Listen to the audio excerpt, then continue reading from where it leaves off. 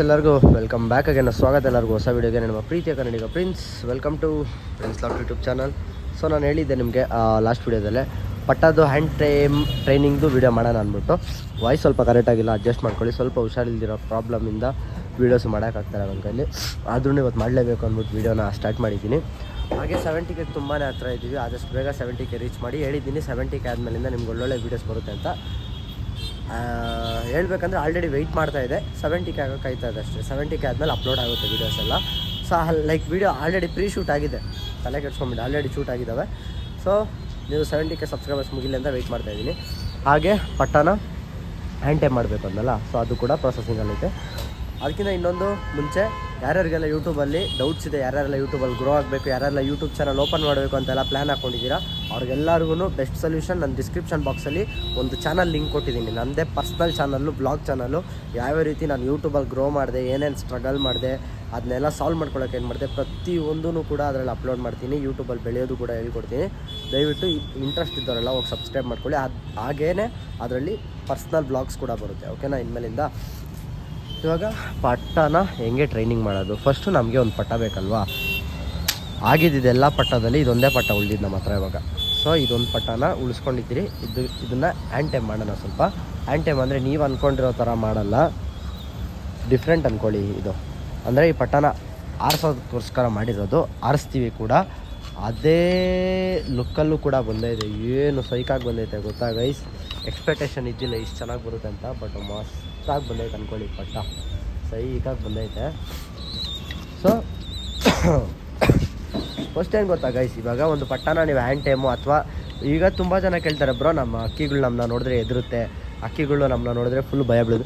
ಯಾಕೆ ಭಯ ಬೀಳುತ್ತೆ? ಚಿಕ್ಕ ವಯಸ್ಸಲ್ಲಿ ಅದಕ್ಕೆ ಕಲಿಸಿರಲ್ಲ, ಆ ಪಟ್ಟಗಳನ್ನ ಜೊತೆಯಲ್ಲಿ ಕೈಯಲ್ಲಿ ಮುಟ್ಟಿ ಎಲ್ಲ ಮಾಡಿ ಕಲಿಸಿರಲ್ಲ, ಅದಕ್ಕೋಸ್ಕರ ಭಯ ಬೀಳುತ್ತೆ. ಇನ್ನೊಂದೊಂದು ಏನಂತಂದರೆ ಬ್ಲಡ್ ಲೈನ್ ಮೇಲೆ ಡಿಪೆಂಡ್ ಆಗುತ್ತೆ. ಅಪ್ಪ ಅಮ್ಮ ತುಂಬ ಫ್ರೆಂಡ್ಲಿ ಆಗಿರ್ತಾವೆ.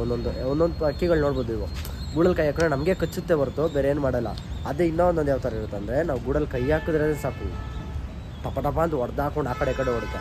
ಸೊ ಇವಾಗ ಬೆಸ್ಟು ಯಾವುದೇ ಪ್ರಾಣಿಗೆ ಆಗಲಿ, ಯಾವುದೇ ಪಕ್ಷಿಗೆ ಆಗಲಿ, ಊಟ, ಹೊಟ್ಟೆ ಹಸು, ಭಯ, ಇದೆರಡರಿಂದ ಬುದ್ಧಿ ಕಲಿಸ್ಬೋದು. ಸೊ ನಾವು ಭಯ ಬಿದ್ದು ಬುದ್ಧಿ ಕಲ್ಸೋಕ್ಕೆ ಯಾವುದೇ ಕಾರಣಕ್ಕೂ ಪಾರಿವಾಳಗಳಿಗಾಗಲ್ಲ. ಯಾಕಂತಂದರೆ ಇವಕ್ಕೆ ಅಂಡರ್ಸ್ಟ್ಯಾಂಡಿಂಗ್ ಬರೋಲ್ಲ.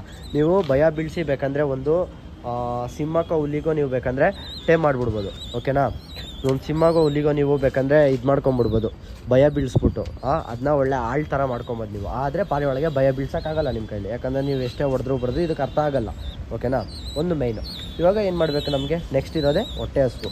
ಸೊ ಹಂಗಂತ ನಾನು ಪಾರಿವಾಳನ ಹಸ್ದಿರೋಕ್ಕೆ ಬಿಟ್ಬಿಡಿ, ಊಟ ಹಾಕ್ಬೇಡ್ರಿ 2-3 ದಿವಸ ಕರೆಕ್ಟಾಗಿ ಆ ಥರ ಹೇಳ್ತಾರೆ. ಅಂದರೆ ಅದಕ್ಕೆ ಇಷ್ಟ ಆಗೋಂಥ ಫುಡ್ ಕೊಡಬೇಕು. ಇವಾಗ ನೋಡಿ, ಇದು ಆಲ್ರೆಡಿ ಹೊಟ್ಟೆ ತುಂಬೈತೆ ನೋಡಿ, ಇಲ್ಲೆಲ್ಲ ಫುಲ್ಲು ಕಾಳು ತುಂಬ್ಕೊಂಡೈತೆ. ಆದ್ರೂ ಪಾರಿವಾಳದ ಮರಿಗಳಿಗೆ ಹಸು ಅನ್ನೋದು ತುಂಬ ಜಾಸ್ತಿನೇ ಇರುತ್ತೆ.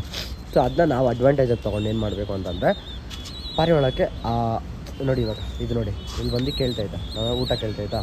ಸೊ ಈ ಥರ ಹತ್ರಕ್ಕೆ ಬಂದಾಗ ನೀವೇನು ಮಾಡಿರಿ ಅಂತಂದರೆ, ಊಟ ಏನೋ ತಿನ್ಸಿ. ನಾನು ಇವಾಗ ಕಡಲೆ, ಅದಕ್ಕೆ ಬೆಸ್ಟು ಎಕ್ಸಾಂಪಲ್ಸು ಅದನ್ನ ಏನು ನೀವು ಏನೇನು ಮೇಂಟೈನ್ ಮಾಡ್ಬೋದು ಅಂತ ಹೇಳೋದಾದರೆ, ಈ ಕಡಲೆ ಬೀಜ.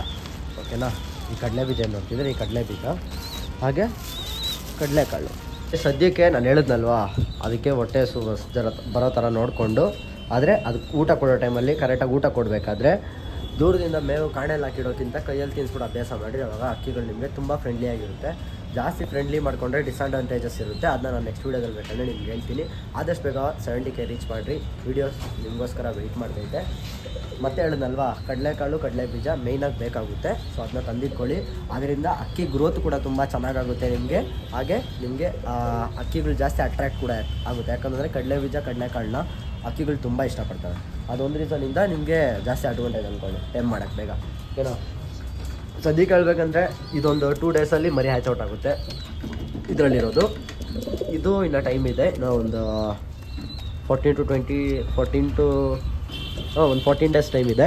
ಇದು ಇನ್ನೊಂದು 2-3 ಡೇಸಲ್ಲೇ ಮರಿ ಹ್ಯಾಚ್ ಔಟ್ ಆಗುತ್ತೆ. ಮೇ ಬಿ ಒಂದು ಮೊಟ್ಟೆ ಮಾತ್ರ ಇಟ್ಟಿರೋದು. ಲೈಕ್ ಈ ಮರಿ ಥರನೇ ಚೆನ್ನಾಗಿ ನೋಡ್ಕೊಳ್ಳುತ್ತೆ. ಅದಕ್ಕೋಸ್ಕರ ಒಂದೇ ಮೊಟ್ಟೆ ಇದೆ. ಇದರಲ್ಲೂ ಕೂಡ ಒಂದೇ ಮೊಟ್ಟೆ ಇದೆ, ಅದು ಫರ್ಟೈಲ್ ಆಗೈತೆ. ಒಂದು ಮೊಟ್ಟೆ ಇದ್ರೇ ಅಡ್ವಾಂಟೇಜ್. ಯಾಕಂತಂದರೆ ನಾವು ಜಾಸ್ತಿ ಕೇರ್ ಮಾಡೋದೇ ಬೇಕಾಗಿಲ್ಲ, ಅಪ್ಪ ಮಗಳೇ ಚೆನ್ನಾಗಿ ಕೇರ್ ಮಾಡುತ್ತೆ. ಒಂದೊಂದು ಹೆಂಗಿರುತ್ತೆ ಅಂತಂದರೆ, 2 ಮರಿನೂ ಚೆನ್ನಾಗಿ ಕೇರ್ ಮಾಡಿಬಿಟ್ಟು ಚೆನ್ನಾಗಿ ಬೆಳೆಸುತ್ತೆ. ಇನ್ನೊಂದು ಸಲ ಹೆಂಗಿರುತ್ತೆ ಅಂತಂದರೆ, ಒಂದೇ ಸಿಂಗಲ್ ಮರಿ ಅದು ಕೂಡ ಪೇರೆಂಟ್ಸ್ ಕೇರ್ ಮಾಡಲ್ಲ, ಆವಾಗ ನಾವು ಕೇರ್ ಮಾಡಬೇಕಾಗುತ್ತೆ. ಈ ಥರದ್ದು ವೇರಿಯೇಷನ್ಸ್ ಆಗ್ತಾ ಇರುತ್ತೆ ಈ ಅಕ್ಕಿ ಇದರಲ್ಲಿ. ಸೊ ಯಾವುದಕ್ಕೂ ನಮ್ಮ ಸೇಫ್ಟಿಲಿ ನಾವಿರ್ಬೇಕು. ಓಕೆನಾ? ಸೊ ಲೈಕ್ ಈ ವಿಡಿಯೋ ನಿಮಗೆ ಅರ್ಥ ಆಗಿದೆ ಅಂತ ಅನ್ಕೊಂಡಿನಿ. ನೆಕ್ಸ್ಟ್ ವಿಡಿಯೋದಲ್ಲಿ ನಿಮಗೆ ಆದಷ್ಟು ಬೇಗ ಸಿಗ್ತೀನಿ. ಹಾಗೆ ಹೇಳಿದ್ದೀನಲ್ವ, ಡಿಸ್ಕ್ರಿಪ್ಷನ್ ಬಾಕ್ಸಲ್ಲಿ ಚೆಕ್ ಮಾಡಿ, ಚಾನಲ್ಗೆ ಸಬ್ಸ್ಕ್ರೈಬ್ ಮಾಡ್ಕೊಳ್ಳಿ. ಸಿಗ್ತೀನಿ ನೆಕ್ಸ್ಟ್ ವಿಡಿಯೋದಲ್ಲಿ.